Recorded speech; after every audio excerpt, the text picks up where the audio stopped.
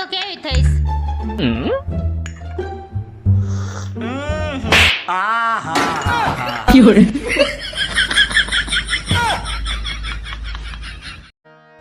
ફરી એકવાર તમારી સામે પત્નીની ઉદારતાની વાત લઈને આવ્યો છું, તો ધ્યાનથી સાંભળજો. તમે એને મકાન બનાવીને આપશો તો એ તમને ઘર બનાવીને આપી દે સાહેબ. બજારમાં જઈને તમે એને અનાજ લઈને આપશો તો એ તમને રસોઈ બનાવીને આપી દે. ટૂંકમાં કહું તો તમે જેટલું એને આપશો એના કરતાં એ તમને બમણું કરીને આપશે. હવે તમે જ વિચારો, તમે એને નાની હુની તકલીફ આપશો.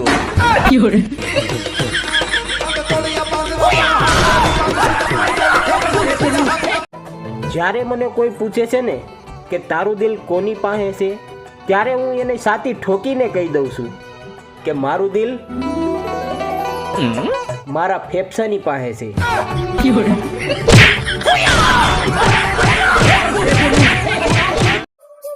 મોઢું ખોલો.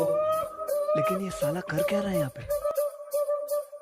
2 દિવસની ટેબ્લેટ લખી આપું છું, સારું થઈ જાય. આ સવાર સાંજ લેવાની છે, અડધી અડધી. સાહેબ આ કડવી તો નહીં હોય ને?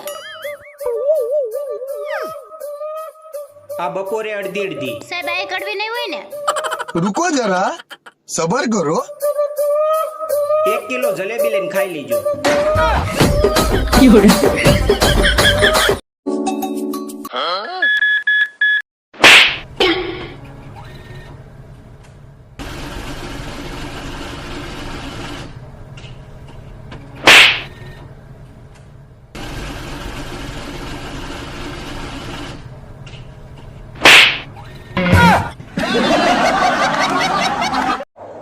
નહીં નહીં નહીં નહીં. શું થયું? મેં એક ભયાનક સપનું જોયું અને સપનામાં હું બીજી ફેરું લગ્ન કરતો હતો. હું કેવી નસીબદાર છું તે મને તમારા જેવા પતિ મળ્યા. તમે સપનામાં બીજી વાર લગ્ન કરો છો તોય એટલા બીવો છો. પણ સપનામાં બીજી ફેરું લગ્ન તારી હારે જ થતા હતા.